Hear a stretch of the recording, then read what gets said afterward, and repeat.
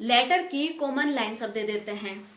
Start कैसे करना है, क्लोज कैसे करना है, वो सब बता देते हैं। फॉर्मेट सब एक्सप्लेन कर देते हैं। स्टार्टिंग में क्या लिखना है, एंडिंग में क्या लिखना है, वो दे देते हैं। लेकिन जो बीच में लिखते हैं, कंटेंट जो मेन होता है, उसको कोई नहीं बताता कि कैसे लिखते हैं।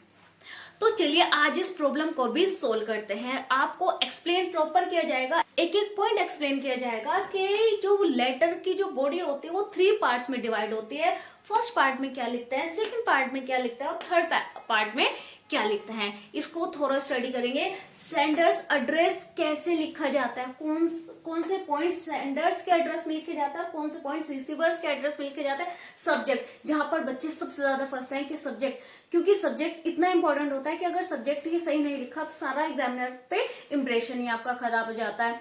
तो चलिए सारे पॉइंट्स को एक एक बार एक एक करके थोरोली स्टडी करते हैं। Hello everyone, my name is Sona and I welcome you to my channel Sona ma'am English and social.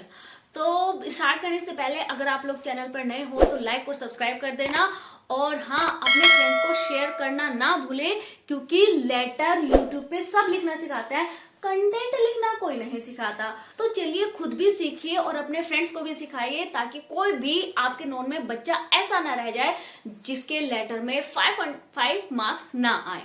तो चलिए स्टार्ट करते हैं। सबसे पहले मैं इसका फॉर्मेट एक्सप्लेन करूंगी, क्योंकि फॉर्मेट ऑब्वियसली जरूरी तो होता ही है। उसके बाद हम देखेंगे कि सब्जेक्ट कैसे लिखा जाता है, क्वेश्चन का कौन सी लाइन सब्जेक्ट्स में आती है और कौन सी लाइन यहां पर आती है। चलिए सबसे पहले आता है हमारा sender's address, right, sender address.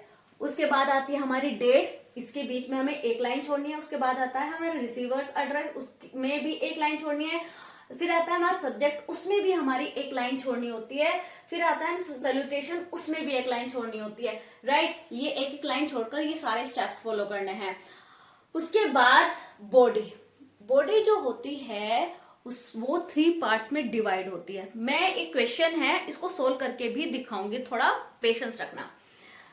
पहले पैराग्राफ, फर्स्ट पैराग्राफ में क्या होता है, फर्स्ट पैराग्राफ में हम उस इशू को, क्योंकि लेटर किसी भी चीज पे आ जाए वो एक इशू होता है जिसको हम एडिटर को लिखते हैं, ताकि हमारे पॉइंट ऑफ व्यू सब तक पहुंचे, एक अवेयरनेस आए और उस इशू को सोल्व किया जा सके। तो पैरा 1 में उस इशू को इंट्रोड्यूस करते हैं। पैरा 2 में उस इशू को इलेबोरेट करते हैं, उस इशू से, उस प्रॉब्लम से क्या क्या प्रॉब्लम्स हो रही हैं, किन किन चीजों पे अफेक्ट पड़ रहा है, कौन कौन सी चीजें अफेक्ट हो रही हैं। और पैरा 3 में सारे उस चीज के नुकसान बनाने के बाद उस चीज के हम सजेशन देते हैं, और क्या करते हैं, लोगों से अपील करते हैं, गवर्नमेंट से अपील करते हैं, ताकि उस प्रॉब्लम को सोल्व किया जा सके, राइट। ये क्वेश्चन है, इसको अभी हम सोल्व करेंगे। आपको पैरा 1 में दूंगी, पैरा 3 में दूंगी कि क्या लिखना है। सिर्फ पैरा 2 में आपने सिर्फ 4 या 5 लाइंस लिखनी है अपनी साइड से, बाकी पूरा लेटर मैं आपको दूंगी, राइट। अब उसके बाद आता है कॉम्प्लीमेंट्री क्लोज। कॉम्प्लीमेंट्री क्लोजिंग में क्या आता है, थैंकिंग यू और सेंडर्स नेम, उसके बाद योर्स ओबीडियंटली। चलिए अब इसको सोल्व करते हैं। ये क्वेश्चन है, you are Prabhu Kumar of 17E Ravidas road, Kochi. Write a letter to the editor of a newspaper about the nuisance caused by loudspeaker during examination day. Elaborate your answer. उसके बाद ये है मेन पॉइंट, मेन क्वेश्चन यही है। तो sender's address क्या होता है, you are Kumar of 17E Ravidas road Kochi. Sender's address हमें मेनली 2 लाइंस में लिखना है, ज्यादा लाइंस हम नहीं भर सकते। तो यहां पर क्या आ जाएगा, 17E रविदास रोड, उसके बाद क्या था, कोची। ये 2 लाइंस में हमारा एड्रेस कंप्लीट हो गया। उसके बाद आते हैं डेट। डेट हम कोई सी भी डाल सकते हैं, फॉर एग्जाम्पल 12 जून 2024। डेट का इतना बड़ा इशू नहीं होता है, इतना एग्जामिनर चेक उतना नहीं करता कि क्या डेट डाली है, वो तो बस फॉर्मेट देखता है, राइट। उसके बाद है रिसीवर्स एड्रेस। अब रिसीवर्स एड्रेस क्या है, राइट अ लेटर टू। ये जो राइट अ लेटर टू जो होता है वो हमारा रिसीवर्स एड्रेस होता है। एडिटर, एडिटर एडिटर हमने 3 पार्ट्स में लिखना होता है, 3 लाइन्स में लिखना होता है। The editor, the Hindu, Chennai, right.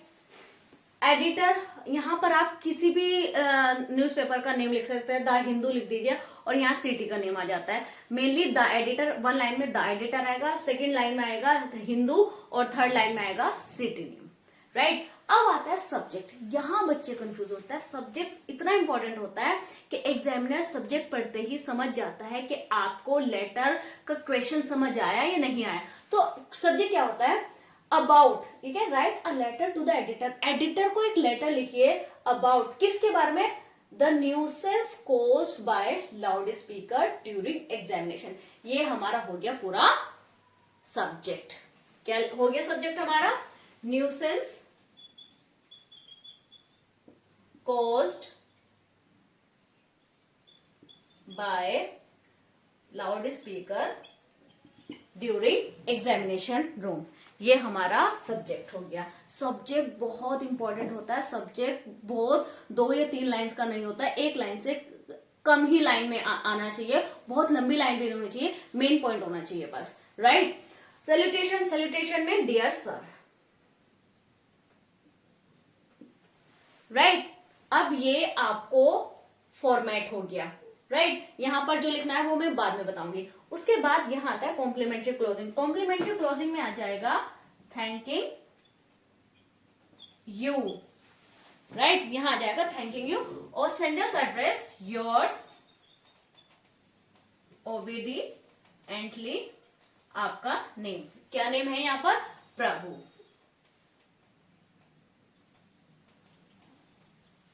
Right.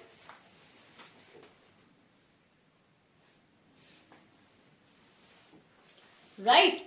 तो अब देखिए, आपने ये सारी चीजें क्वेश्चन से उठानी होते हैं। बस यहाँ बच्चे कंफ्यूज हो जाते हैं कि वो क्वेश्चन से प्रॉपर चीजें नहीं उठा पाते। और ये ही चीजें अगर आपकी सही नहीं, क्योंकि ये थोरो चेकिंग होती है इस चीज की। कंटेंट को थोरोली पढ़े कोई ना पढ़े, फॉर्मेट को पढ़ना होता है, क्योंकि फॉर्मेट के अलग से मार्क्स होते हैं।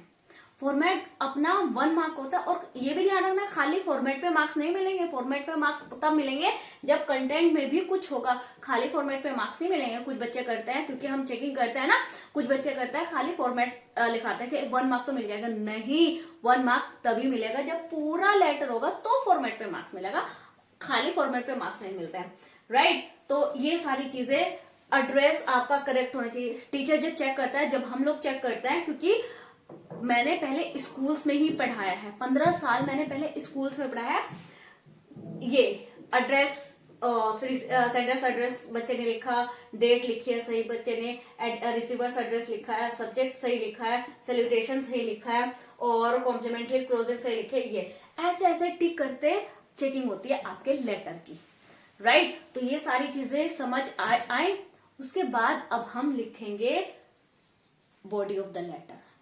चलिए नेक्स्ट में हम देखते हैं कंटेंट में क्या भरना है। अब टाइम आया कि कंटेंट में क्या भरना है। तो चलिए अब देखते हैं कि आपका कंटेंट कैसे बनेगा। ये कुछ कॉमन लाइंस हैं जो सभी देते हैं, लेकिन मैंने इतनी लाइंस दी है कि आपको अपनी साइड से सिर्फ 3 या 4 लाइंस ही लिखनी पड़ेगी, बाकी आपका लेटर कंप्लीट और आपके 5 आउट ऑफ 5 मार्क्स पक्के।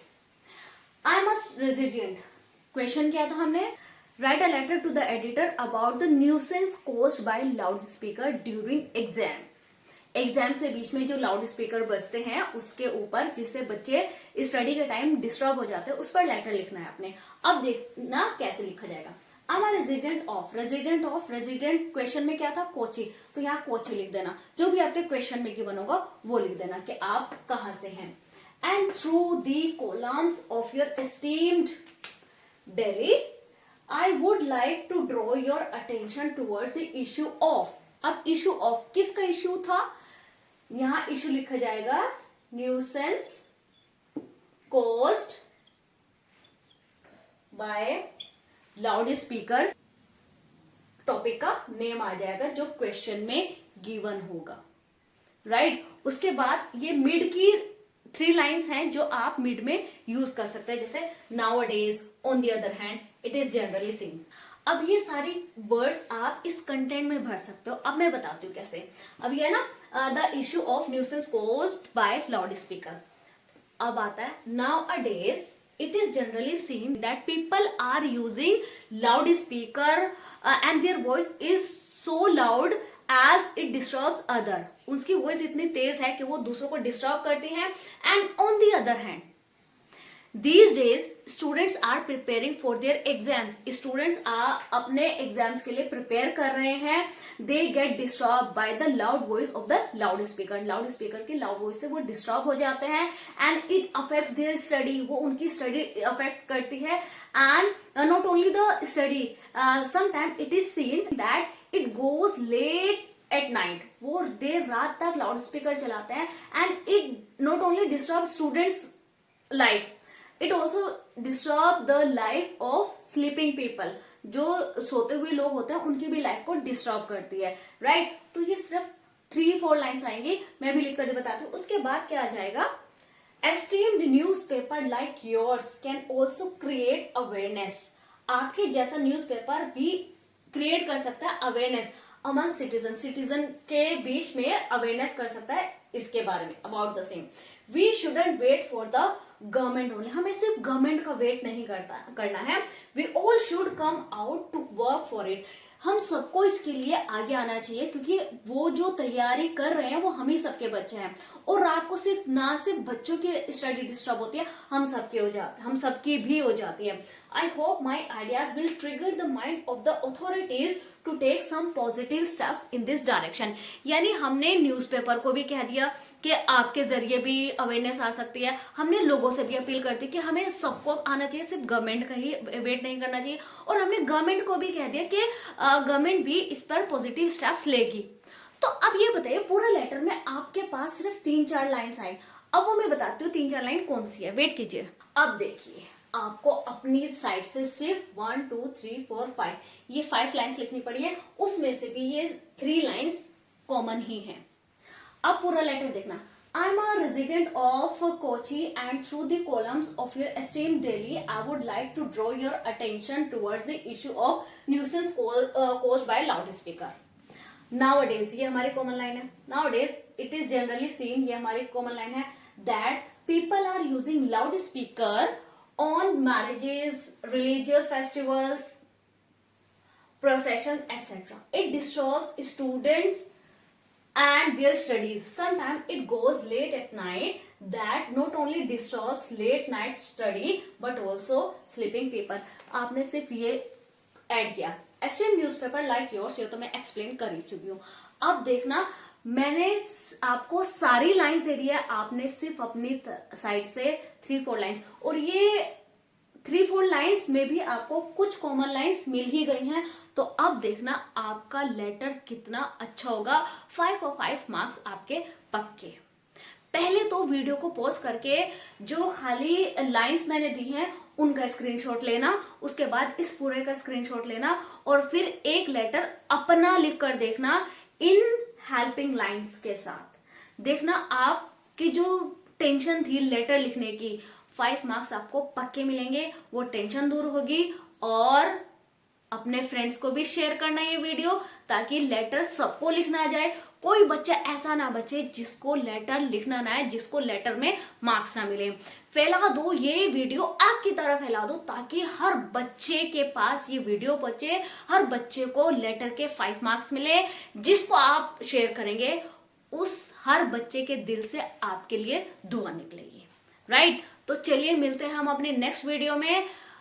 Till then goodbye. Wait, पहले हमारे चैनल को सब्सक्राइब कर दीजिए, और हाँ, बेल आइकन दबाना ना भूलें, ताकि सारे नोटिफिकेशंस आपको मिलते रहे, आपको अच्छे विडियोस मिलते रहे, और हमें अच्छा मोटिवेशन मिलता रहे, और हम हमारे चैनल की ग्रोथ हो सके, हम एक स्मार्ट बोर्ड ला सके, और स्मार्ट बोर्ड लाकर आपकी स्टडी को हम और इजी बना सके, राइट। क्योंकि कुछ चीजें ऑब्वियसली यहाँ लिख पाना, मैनेज करना अ लिटिल बिट डिफिकल्ट हो जाता है, राइट। तो चलिए मिलते हैं अपने नेक्स्ट वीडियो में एक नई सोच, एक नई टॉपिक के साथ। Till then good bye.